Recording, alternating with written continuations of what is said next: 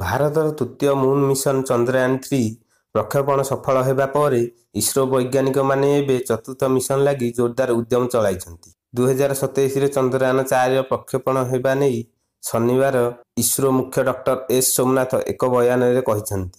ଭାରତୀୟ ମହାକାଶ ଗବେଷଣା ପ୍ରତିଷ୍ଠାନ ଇସ୍ରୋ ପକ୍ଷରୁ ଶୁକ୍ରବାର ଜାତୀୟ ମହାକାଶ ଦିବସ ପାଳନ କରାଯାଇଛି। ଏନେଇ ଅନୁଷ୍ଠିତ କାର୍ଯ୍ୟକ୍ରମରେ ଯୋଗ ଦେଇ ଡକ୍ଟର ସୋମନାଥ ଚନ୍ଦ୍ରୟାନ-4 ଲଞ୍ଚିଂ ବାବଦରେ ଘୋଷଣା କରିବା ସହ ଏହାକୁ ଆହୁରି ସଫଳ ବନାଇବା ଲାଗି ଯଥାସାଧ୍ୟ ଉଦ୍ୟମ ଦେଉଥିବା କହିଛନ୍ତି। ଚତୁର୍ଥ ମୁନ୍ ମିଶନ ବାବଦରେ ଅଧିକ ସୂଚନା ଦେଇ ଡକ୍ଟର ସୋମନାଥ କହିଛନ୍ତି, ବର୍ତ୍ତମାନ ସୁଦ୍ଧା ଏହାର ଡିଜାଇନ ଚୂଡ଼ାନ୍ତ ହୋଇଯାଇଛି। ଏଥିପାଇଁ କେବଳ ସରକାରଙ୍କ ମଞ୍ଜୁରୀକୁ ଅପେକ୍ଷା। ମଞ୍ଜୁରୀ ମିଳିବା ପରେ ଚନ୍ଦ୍ରୟାନ-4ର ବିଭିନ୍ନ କାର୍ଯ୍ୟ ତ୍ୱରାନ୍ୱିତ ହେବ।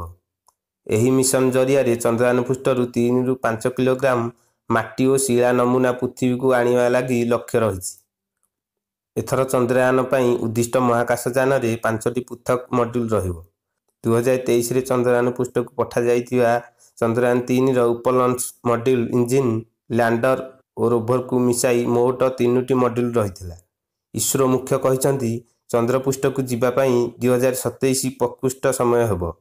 ପୃଥିବୀ ଓ ଚନ୍ଦ୍ରର ପରିସ୍ଥିତି ସବୁବେଳେ ଗୋଟିଏ ପ୍ରକାର ରହିନଥାଏ। ଗୋଟିଏ ସମୟରେ ଉଭୟଙ୍କ ମଧ୍ୟରେ ଦୂରତା ଅତ୍ୟନ୍ତ କମ୍ ହୋଇଯାଏ। ଆମେ ଏହାର ଫାଇଦା ଉଠାଇବୁ। ଅନ୍ୟପକ୍ଷରେ ଭାରତୀୟ ସ୍ପେସ୍ ଷ୍ଟେସନ କାର୍ଯ୍ୟ 2028ରେ ଆରମ୍ଭ ହେବ। ଏହାର ମଡ୍ୟୁଲ 2028ରେ ଲଞ୍ଚ ହେବ। ଏଥିରେ କେବଳ ରୋବୋ ପଠାଯିବ। ଏହି ଷ୍ଟେସନରେ ଗୋଟିଏ ପରେ ଗୋଟିଏ ମୋଟ 5ଟି ମଡ୍ୟୁଲ ମହାକାଶକୁ ପଠାଯିବ ବୋଲି ଡକ୍ଟର ସୋମନାଥ କହିଛନ୍ତି। ଚନ୍ଦ୍ରୟାନ-4 ମିଶନ ଅନେକ ପର୍ଯ୍ୟାୟର ହେବ। ଚନ୍ଦ୍ରର କକ୍ଷପଥରେ ପହଞ୍ଚିବା ପରେ ମୁଖ୍ୟ ମହାକାଶଯାନରୁ 2ଟି ମଡ୍ୟୁଲ ପୃଥକ ହୋଇ ଚନ୍ଦ୍ରପୃଷ୍ଠରେ ଅବତରଣ କରିବ। ଉଭୟ ମଡ୍ୟୁଲ ଏହି ଚନ୍ଦ୍ରପୃଷ୍ଠରୁ ନମୁନା ସଂଗ୍ରହ କରିବ। ଏହାପରେ ଆଉ ଏକ ମଡ୍ୟୁଲ ଚନ୍ଦ୍ରପୃଷ୍ଠରୁ ଲଞ୍ଚ ହୋଇ ଚନ୍ଦ୍ରର କକ୍ଷରେ ମୁଖ୍ୟ ମହାକାଶଯାନ ସ୍ପେସ୍ କ୍ରାଫ୍ଟ ସହ ଯୋଡ଼ି ହେବ। ନମୁନାଗୁଡ଼ିକୁ ପୃଥିବୀକୁ ଫେରି ଆସିବାକୁ ଥିବା ଯାନରେ ସ୍ଥାନିତ କରାଯାଇ ପଠାଯିବ। ଚନ୍ଦ୍ରପୃଷ୍ଠରୁ ନମୁନା ସଂଗ୍ରହ କରିବା କାମ ରୋବୋ କରିବ।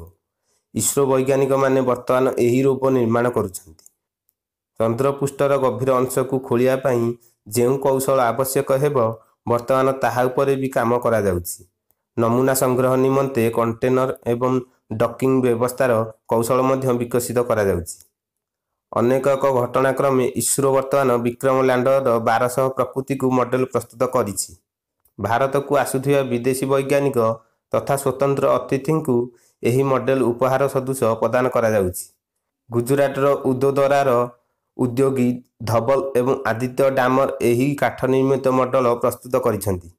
ଆଦିତ୍ୟ ଡାମରଙ୍କ ମୁତାବକ ବିକ୍ରମ ଲ୍ୟାଣ୍ଡର ସହିତ ପ୍ରଜ୍ଞାନ ରୋଭର ମଡେଲ ମଧ୍ୟ ପ୍ରସ୍ତୁତ କରାଯାଉଛି। ଆମ ଚ୍ୟାନେଲକୁ ଆଗକୁ ଦେଖିବା ପାଇଁ ଲାଇକ୍ ଏବଂ ସବସ୍କ୍ରାଇବ କରିବାକୁ ଭୁଲିବେନି। ନମସ୍କାର।